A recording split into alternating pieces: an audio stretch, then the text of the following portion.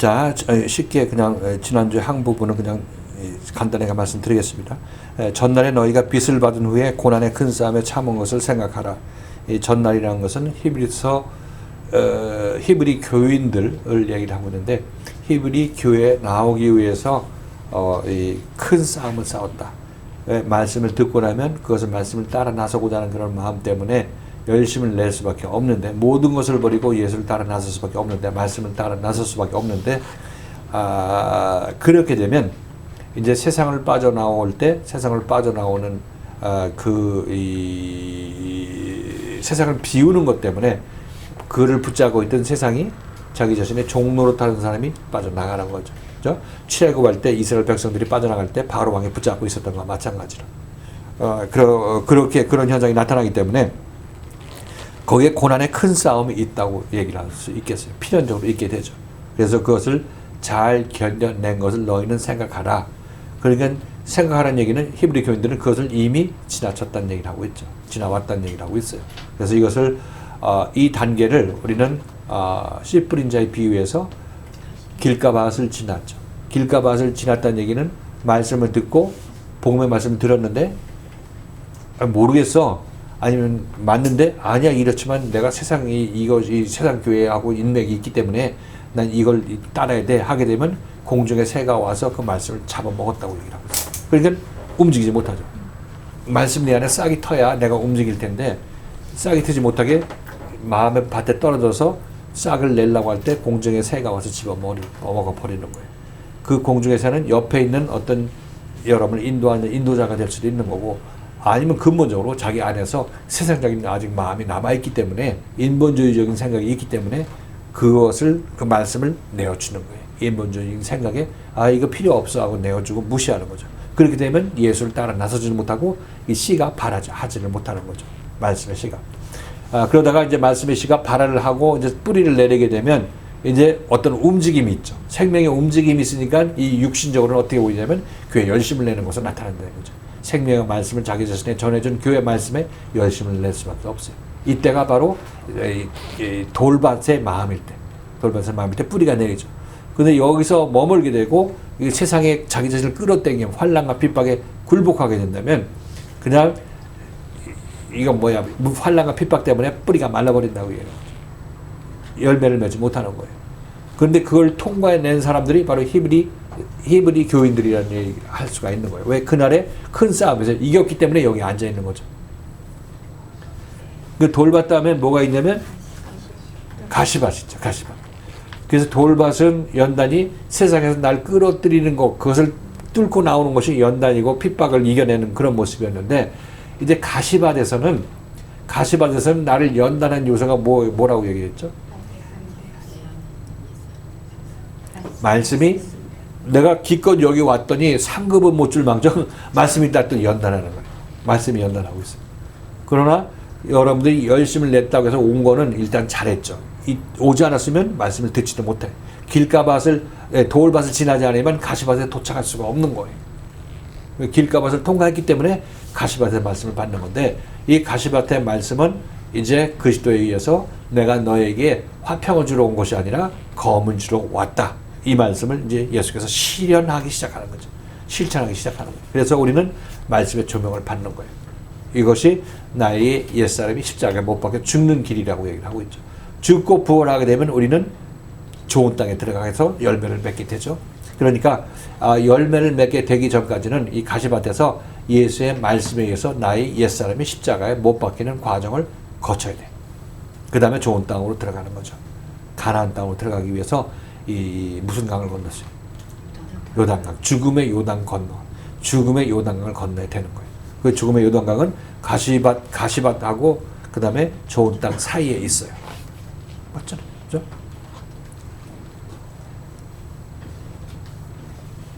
자, 이렇게 하니까 지금 이 히브리 교인들은 보니까, 히브리서 기자의 얘기를 듣고 보니까 그들은 지금 가시밭 단계에 있다, 이렇게 생각할 수 있겠죠. 가시밭 단계.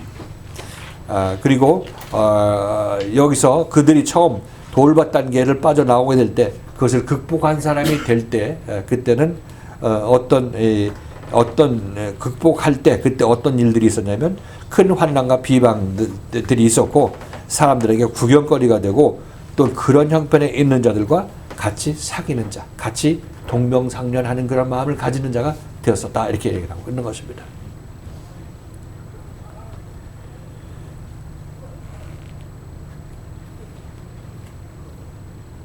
거기까지 했나? 지난 시간에? 지난 시간은 34절부터 했죠. 지난 시간에 너희가 갇힌 자를 동정하고 너희 산업을 빼앗기는 것도 기쁘게 당하는 것은 더 낫고 영구한 산업이 있는 줄 알미라. 너희가 갇힌 자를 동정한다는 얘기는, 갇힌 자라는 얘기는 자기 자신의 옳다함에 우상 예수에 갇힌 자들, 자기 자신의 옳다함에 갇힌 자들, 이 자들이 갇힌 자라고 얘기를 하고 있어요. 옥에 있는 자, 갇힌 자, 사로잡힌 자 이렇게 표현하고 있는 것입니다. 본인은 자기 자신이 사로잡혔다고 생각해요, 안 해요? 생각 안 하죠. 나는 자유자다 하고 이렇게 소리치고 다니는 사람들이 바로 잡힌 자들. 잡힌 자들이 그렇게 갇힌 자들이 그 일을 하고 있는 거예요.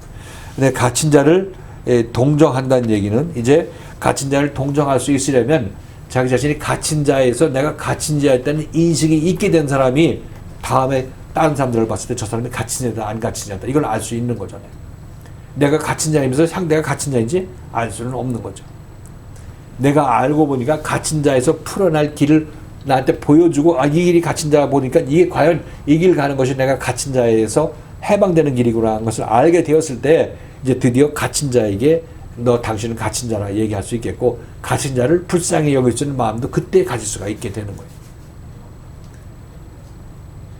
그렇죠? 예수 믿으라고 할 때 너나 잘 믿어 이렇게 얘기를 하고 너나 잘 믿어 얘기하는 사람들은 아직까지 자기가 갇힌 자를 모르기 때문에 갇힌 자인지를 모르기 때문에 그러는 거고 그런 사람이 이제 하나님의 어떤 은혜를 받아서 회개하고 교회 앞으로 와서 말씀을 듣게 됐을 때는 그때는 자기 자신이 돌아봤을 때 갇힌 자를 내가 그때 무식해서 모르고 그렇게 했다는 얘기를 알게 되니까 그들을 불쌍히 여길 수 있는 마음이 그때 형성이 되는 것입니다. 갇힌 자들을 예수께서 불러내서 누구에게 갇힌 자로 만든다? 예수에게 갇힌 자. 갇힌 자를 해방시켜서 예수에게 갇힌 자로 만든다. 예수에게 갇힌 자를 만든다는 얘기는 예수의 생명을 가진 자로 만든다는 얘기예요. 내가 죄에 갇힌 자가 되었다는 얘기는 죄의 생명을 가졌기 때문에 거기서 빠져나올 수 없이 난 거기에 갇힌 자가 되는 거예요.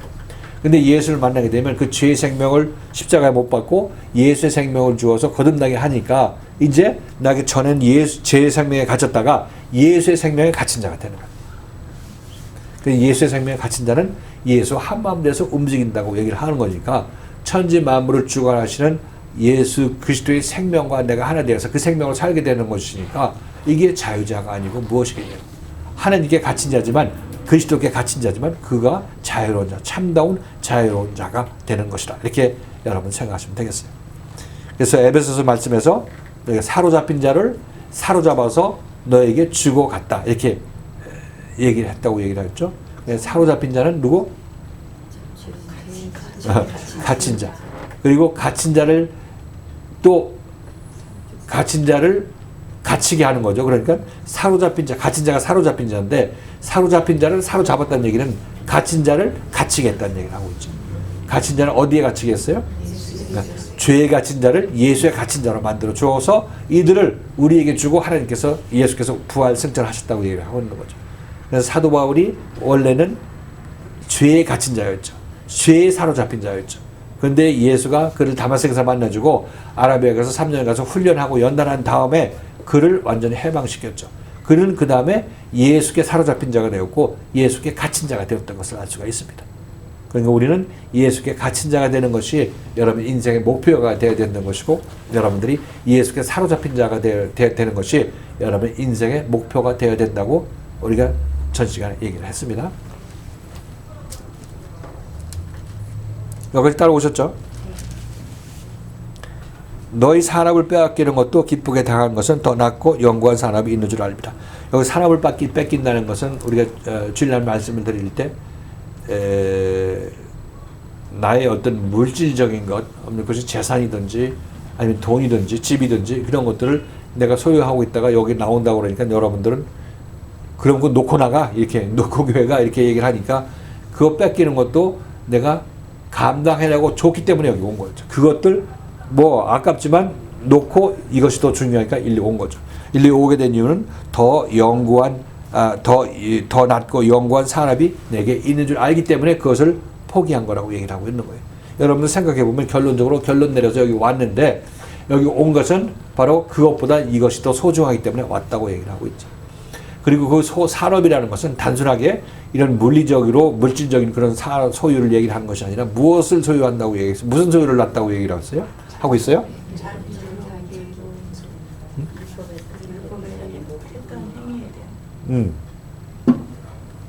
율법적으로 신앙생활을 하면서 자기 자신이 많이 쌓아놓고 있었던 것들.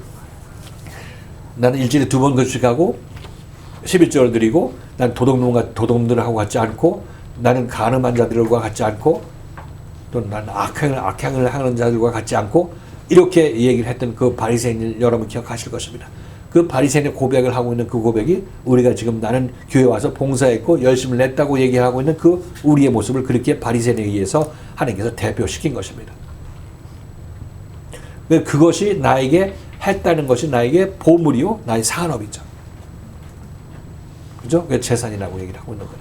그 재산을 놓는 것도 기쁘게 여겼다는 얘기를 하고 있는 것은 그건 당연하죠. 우리가 그런 재물을 갖고 있다가 여기 와서 참 말씀 드리면 그거 전부 너의 영광을 위해서 사람들로부터 인정받기 위해서 한 것 아니냐 생각해 보니까 진짜거든.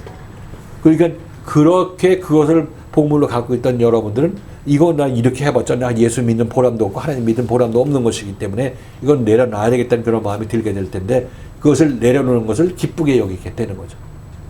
그렇게 정말 그거 이 예수 여태 헛믿었다 이렇게 생각하고 그걸 놓게 되는 거죠.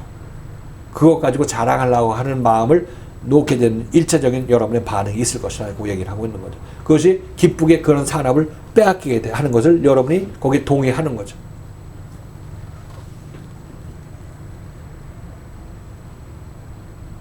동의 안 해? 어떻게 됐어요, 여러분? 동의해? 동의하죠. 여러분 왜 이게 맞고 진리의 말씀이니까 동의 안 해도 그렇게 될 수밖에 없는데 붙잡고 있어봤자 깨지는 동아리 갖고 있어봤자 나중에 깨질 수밖에 없는 거예요. 금간 동아리 깨질 수밖에 없는 거죠. 금간 항아리 동아리가 아니라.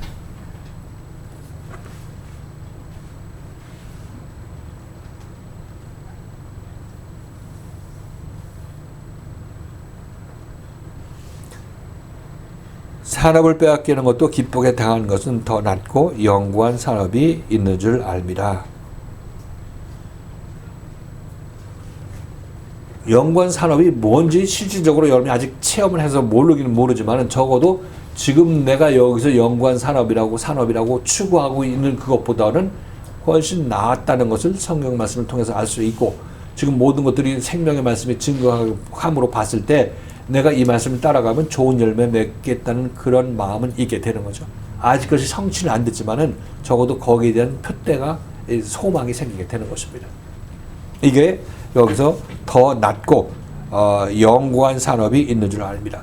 영구하다는 것은 우리는 여기서 세상 것을 붙잡고 있는데 세상 것은 눈에 뻔히 보이잖아요. 우리 놀 때 아무거나 하나 가져가는 것도 없죠. 아무거나 하나 가져가는 거 없어요. 지금 여기서 이 관계들이 있죠. 여기서 가족 관계, 자식 관계도 여러분들이 이 세상을 떠났을 때는 그때 가서도 계속 얼싸안고 이렇게 있을 거라고 생각하지만 그때 갔을 때 여러분 가족들 보면은 뚱한 모습으로 보게 될 거예요. 서먹서먹한 모습으로 보게 될 거예요. 그때 우리가 했던 이 역할들은 그때 이 세상에서 끝난 거다. 이렇게 그런 느낌이 들도록 여러분들은 여러분들의 가족들을 만나게 될 거예요. 여기서나 그냥 피같이 그냥 소중하고 그러지만 거기 가서는 그렇다는 얘기라. 여긴 이 세상에서의 모습이 일어난 것입니다. 이 세상에서.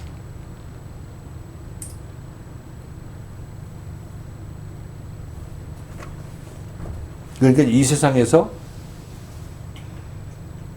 전심전력을 다해서 이 세상 것을 어떻게 붙잡고 있느라고 생명의 것을 놓쳐서는 안 된다는 얘기라고 있는 거죠. 세상 것 놓쳤다고 울고 불고 금식하고 교회 안 나온다고 얘기하고 하나님 원망하고 이렇게 있는 것들 전부 미련해서 알지 못해서 그러는 거예요. 이 썩어질 것에 자기 자신의 인생을 허비하려고 하는 그런 미련한 판단을 내렸기 때문에 그런 행동을 하는 거란 말이죠. 왜 갑자기 슬퍼져?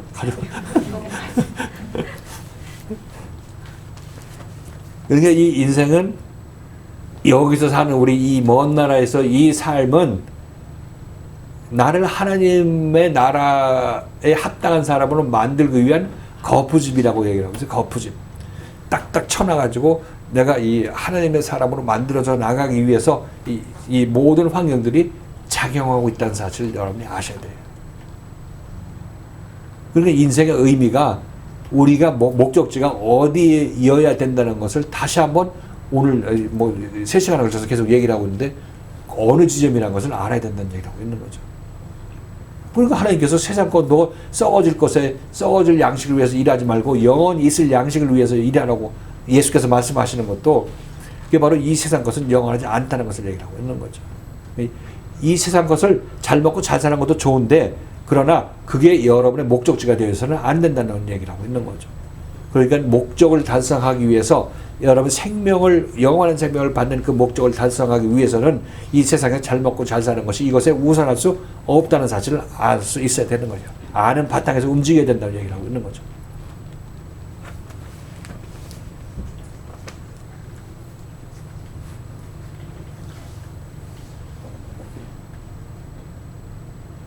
이게 더 낮고 영구한 산업이 우리에게 있는 줄 압니다.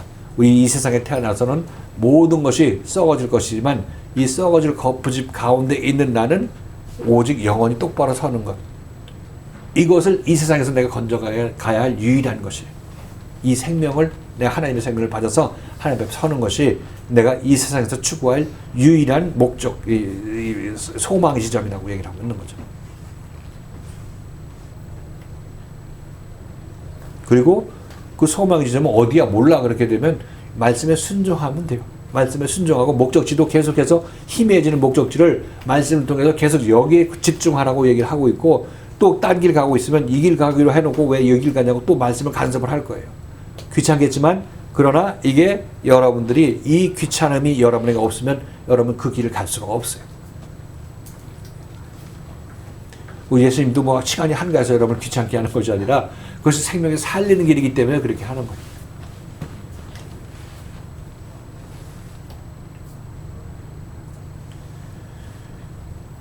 자, 너희 산업을 빼앗기는 것도 기쁘게 당하는 것은 더 낫고 영구한 산업이 있는 줄 압니다. 더 좋은 것을 이것이 좋은 것이 있구나 생각하니까 옛 것을 버릴 수가 있는 거죠. 빼앗아 간다 해도 가져가.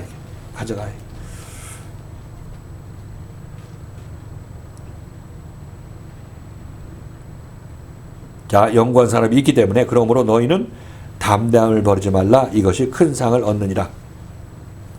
여기서 담대함이라는 것은 연단이 있을 때 여러분들이 담대한 마음을 갖는 것을 얘기하고 있어요. 지금 히브리서 기자가 말씀을 듣다가 말씀에 대해서 여러분들이 불평불만하고 말씀을 거절하고 떠나 있는 상태가 짐짓죄를 범하는 거고 또 뭐라고 그랬어요? 모이기를 패하는 자가 돼 있는 그런 모습 아니겠냐고. 이런 사람들한테 담대함을 가지라는 얘기는 너 연단한 바 받았다고 말씀으로 떨어져 가지고 거기서 그냥 10년 세월 보내지 말고 담대한 마음으로 다시 앞으로 나와 이 얘기를 하고 있는 거죠. 말씀 앞으로 나와야 고치든지 뭐 하든지 잘하든지 할 거 아니에요. 그러니까 말씀에서 우리가 기껏 와서 말씀에서 분리되는 거는 말씀을 배관시하고 말씀에 원망 갖고 하나님께서 나에게 원하는 거 안 해줬어 하고 거리를 두고 있는 자들이 가장 무식한 자라고 얘기를 하죠. 가장 미련한 자라고 얘기를 하고 있는 거예요. 담대한 마음 가지고 다시 한번 하나님께서 나에게 그 힘든 일을 주시고 원치 않은 일을 주셨다 하는 것도 내가 깨우치고 열심을 내서 이 목적지를 향해서 하나님께서 나에게 주신 목적지를 향해서 나의 영혼의 목적지이기도 하죠. 그렇죠? 내 영혼이 잘 살기, 제대로 살기를 하나님의 영광을 받기를 원하는 거 아니겠어요? 영광의 생명을 받기를 원하는 우리들이니까 이것을 얻기 위해서 노력을 하라고 하나님께서 모든 일을 나에게 조성해 주시는 거예요. 그것 아니면 다른 일이 우리에게 일어날 수가 없어요. 하나님께서 뭐 시간이 없다고 우리한테 심심해서 뭐 연단도 주고 뭐 고난도 주고 뭐 책망도 오고 해주고 이렇게 하는 것이 아니라 이 모든 것들이 의미가 있다는 거죠. 의도가 있어요. 그 의도는 오직 하나님께서 우리를 하나님의 형상으로 만들기 위해서 그런 것을 허락해 주신다는 사실인 거예요. 이 한 가지 사실. 그 바탕에서 생각하시고, 하나님이 할 일이 없어서 우리 갖고 있는 것을 뺏어가고 괜히 그렇게 했냐고. 그죠? 하나님이 원하시는 것 있어요. 하나님이 하실 일. 우리를 하나님의 아들로 만드는 것. 참다운 아들로, 사상자를 참다운 아들로 만드는 것이 하나님의 소망이라는 것을 우리는 아셔야 되고, 그것이 여러분의 영혼도 그렇게 원하는 거예요. 근데 영혼의 소망과 하나님의 소망을 묵살하고 세상 것만 붙잡고 있으려고 하다 보니까 말씀도 시큰둥하고 이렇게 표현, 이렇게 여러분들 행동을 하는데, 이거 담대함 받고 다시 일어나야지. 저는 무릎을 이렇게 세워서 일어나서 말씀 앞에 서야 된다는 얘기를 하고 있는 거예요. 모이기를 패하지 말고 모이라고 얘기를 하고 있는 거죠. 말씀을 거절해서 하나님의 아들을 받지 말고 말씀을 순종해서 하나님의 말씀을, 하나님의 아들을 존중하는 그런 사람이 되라고 얘기를 하고 있는 거고. 계속해서 이브리서 기자가 이런 내용으로 이어나가고 있는 것을 알 수가 있습니다. 담대함을 버리지 말라는 얘기는 연단을 받아서 너희가 마음이 아프고 괴로울 때도 있겠지만은, 그러나 담대하라. 담대하라는 얘기는 하나님께서 널 죽이려고 하는 게 아니고 예수께서 널 괴롭게 하려고 하는 그런 목적이 아니라는 것을 알고 담대하게 넉넉하게 받아들여라는 얘기를 하고 있는 거죠. 받아들이고 나서라. 이렇게 하면 내가 큰 상을 얻느니라 말씀드렸어요. 주일날 말씀드릴 때 이렇게 하면 그 결과로 네가 천국 간다. 결과로 네가 하나님 나라 들어간다. 이렇게 그 다음에 상급으로 뭐 주어진다는 얘기를 하고 있는 것이 아니라, 뭐 상급이라는 표현을 쓸 수도 있죠. 때로는 그렇게 쓰기도 하시니까. 그런데 이거는 내가 말씀을 듣고 담대한 마음을 가지고 말씀 위에서 내가 몰랐던 분을 깨닫고 말씀 듣고 자라나게 되면, 자라나는 만큼 나는 그 영구한 사람이 내 안에 임하게 되는 거예요. 그러니까 당시 그만큼 순종할 만큼 내 안에서 새 생명이 자라난 것이니까, 이거는 먼 훗날 하나님 나라가 나한테 오는 것도 아니고 한꺼번에 오는 것도 아니에요. 순종한 만큼 내 안에서 자라나는 것이니까, 지금 뭐 즉시 일시불이지, 일시불. 월급 나중에 주는 것이 아니라 할 때마다 주는 거니까 뭐 억울할 것도 없어요. 그러니까 얼마나 기뻐. 여러분들 자라난 걸 보게 되면, 이전보다 내가 훨씬 자랐구나 하는 것을 여러분이 깨닫게 될 거예요. 그게 그만큼 여러분에서 하나님 뜻 안에서 자라난 거예요. 자라나게 된 거예요. 오늘 우리 집사님 얘기했을 때 처음에 목사님 간증 잠깐 얘기하는 거 들으니까, 목사님 처음 볼 때는 숙제 잘 해가지고 정답 얘기해야지, 긴장해가지고 목사님한테 책 안 잡혀야지, 뭐 이런 식으로 생각하고 있다가 이제 와서 이제 말씀을 몇 번 들으면서 이제, 이게 그렇게 해야 될 것이 아니구나. 내가 선행을 하려고 해서 잘 보이려고 해서 선행을 한다고 해서 억지로 한다고 했더라도 그것마저도 악행이라는 것을 알게 되니까, 이게 함부로 선행도 못하겠다. 남한테 군림하려고 선행하기도 힘들다. 이런 얘기를 하면서 이제 좀 차분해졌다는 식으로 이제 자기 자신의 간증을 하는 거예요. 그게 맞는 거죠. 그게 말씀을 듣고 자라는 모습이에요. 그죠? 그러니까 봤을 때도 이전에 막 이렇게 움직이는 거하고 지금 차분하게 움직이는 거하고, 이만큼 차분해졌다는 얘기가 말씀에서 고침 받았다는 것의 다른 표현이죠. 이렇게 말씀의 능력으로 우리 자라나기도 하고, 자기 자신이 좀 더 생명 안에서 이 담대함을 갖고 계속 앞으로 나오게 되면은, 그러면 말씀이 여러분의 역사를 해서 올바른 길로 인도하여 주고, 여러분들도 말씀을 잘 들으면 깨닫게 되는 거예요. 뭐 어려운 얘기가 아니죠. 여기서 어려운 얘기 아니에요. 이렇게 되는 것이 바로 여기서 히브리서 기자가 얘기를 하고 있는 거니까, 다시 한번 얘기를 하지만 이 내용들은 보면 남의 얘기가 아니라는 것을 알 수가 있어요. 이 얘기들이 여러분 개개인에게 간증이 있을 것입니다. 어떤 형태로든 간증이 있을 것인데, 이것을 보면 여러분들도 지금 히브리 교회 교인들로서 신앙생활을 하고 있는 거고, 그만큼 내가 어떤 수준에 있구나 하는 것을 알 수가 있습니다. 그렇죠?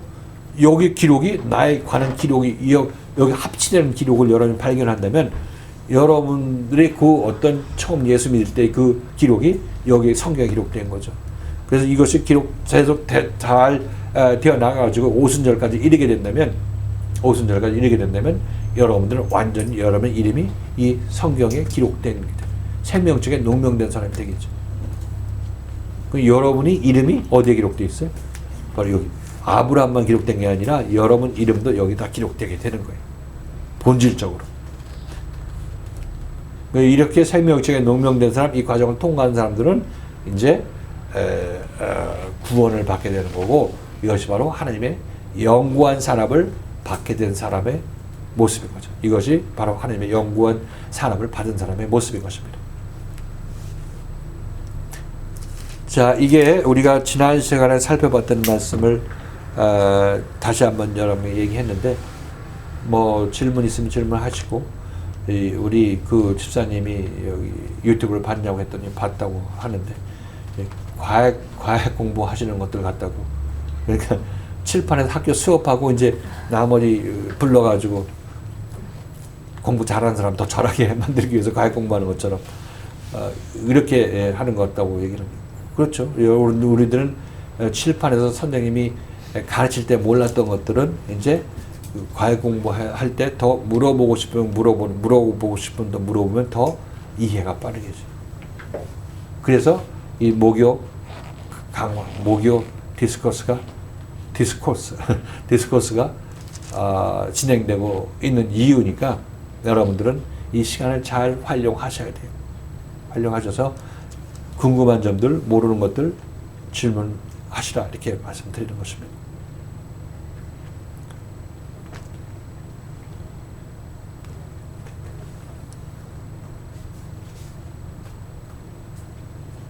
뭐 특별히 여기서는 뭐 전도서 말씀 가지고는 도전적인 질문이 많이 나왔는데 여기는 뭐 거기서 당했기 때문에 여긴 적용한 건지 모르겠네요.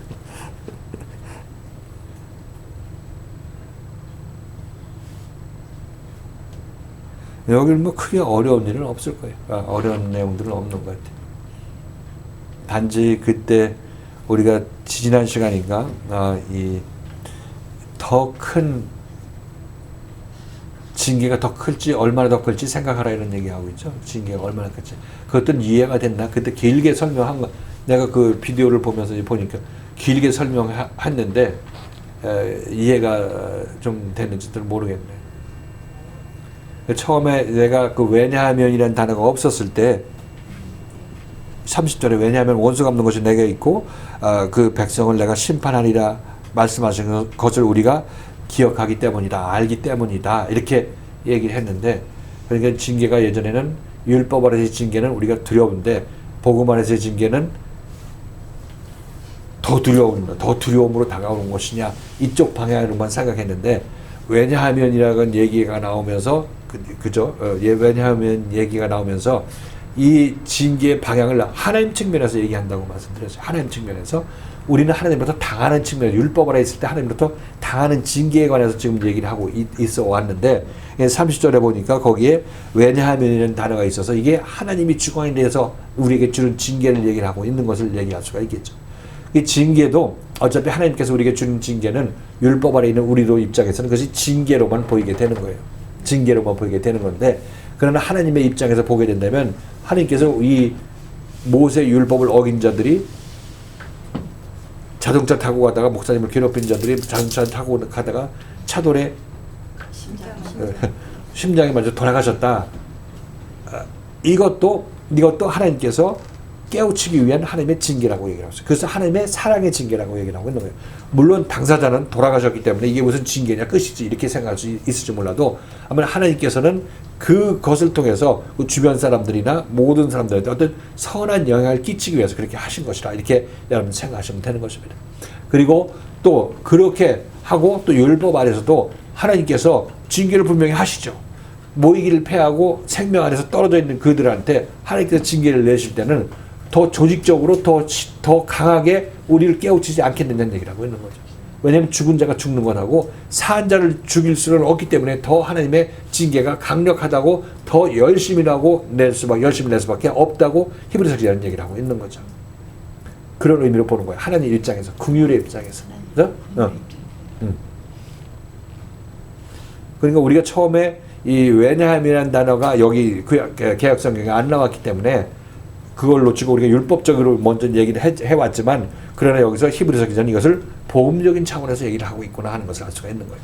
근데 그 얘기는 틀린 얘기가 아니에요. 둘 다 틀렸다는 얘기가 아니에요. 어느 율법적인 시각으로 보느냐, 복음적인 시각으로 보느냐 그 문제를 얘기를 하고 있는데 히브리서 기자는 그 징계를 하나님의 긍휼의 차원에서 설명하고 있는 것을 우리가 여기서 알 수 있는 거죠.